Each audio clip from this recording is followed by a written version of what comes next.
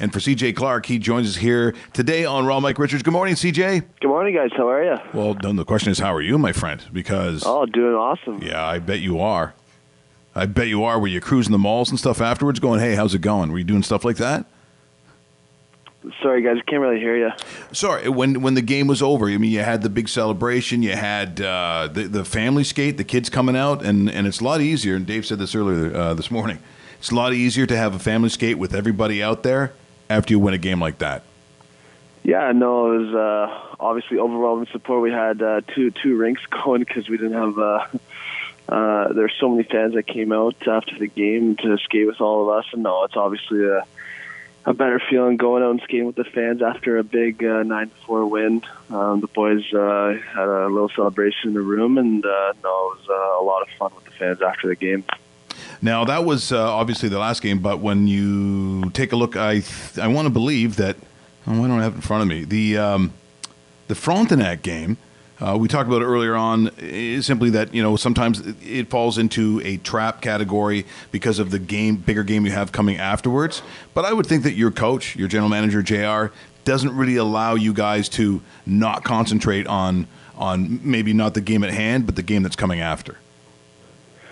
Yeah, no, for sure. I think whenever you're entering a game, you want to win for sure. It doesn't matter who you're playing. It's always 2 points this time of year are so important, and every game always matters. We're still fighting for a playoff spot. We really want home ice coming into the playoffs. I think that's something that we've all put our minds to, and JR has been reminding us every single night that every 2 points are the biggest 2 points of the year, and you don't want to go down to an overtime or a shootout and not get that extra point, because you don't want to look back and say, if we got that extra point, we could have home ice. And so no, every game is really important this time of year, and the boys are just playing well together, and just got to keep it going from here. Yeah, they certainly are, CJ. Good morning. Your team 11-4-3 since the trade deadline.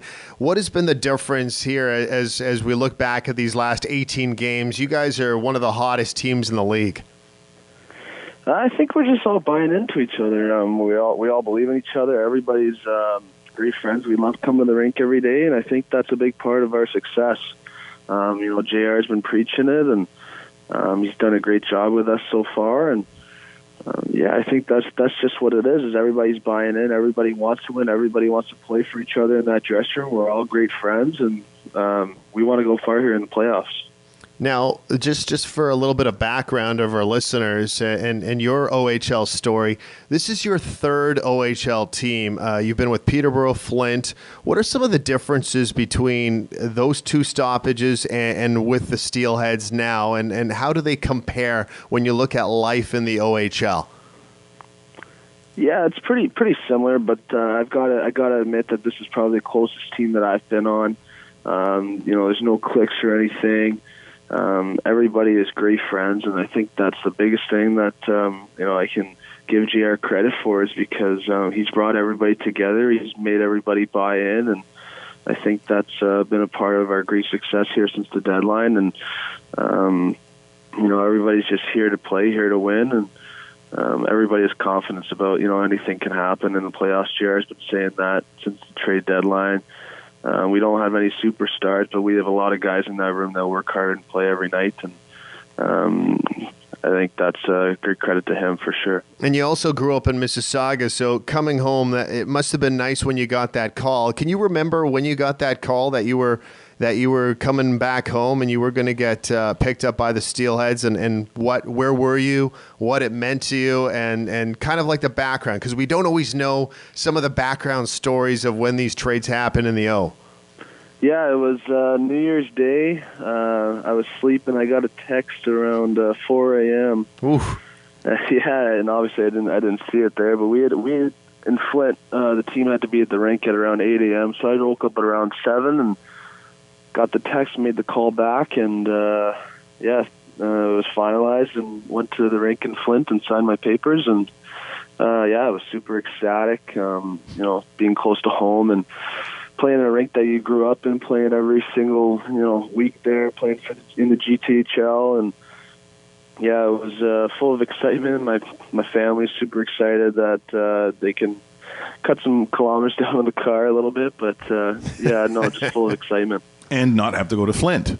Yeah. Let's be honest. I mean, what was it like? See, look, I've been through Flint, stopped there once for gas, was horrified, quickly moved on. That town has been pummeled financially. I mean, it's. I mean, you know, you're talking about Mississauga. You know, obviously played for a while in Peterborough, but it really doesn't allow you and prepare you for what you see in Flint. Just how hard was it playing in there, and even playing? I'm saying just in the city, not that you were the mayor, but it is a place that you're playing. That had to be a tough atmosphere. From my point of view, I think it's a great place to play.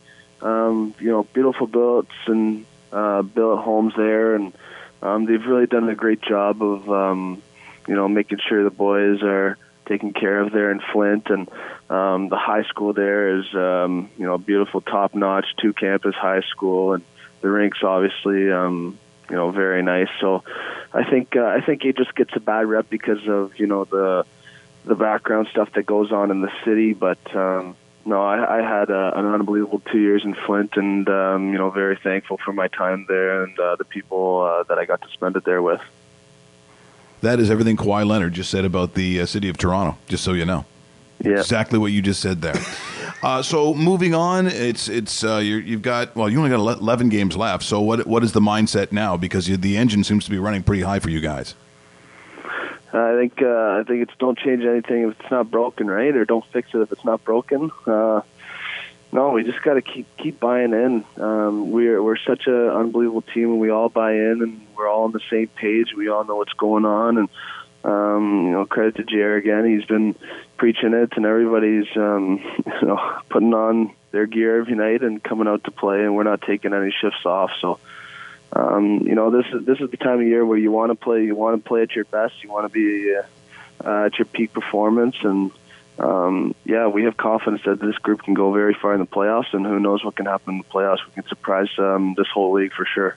Hey, CJ, thanks so much for joining us here this morning. Really appreciate it. Congratulations on a season that gets more interesting as it goes along. And I think a lot of people in this area are happy to see the hometown boy do well. And we're looking forward to the playoffs.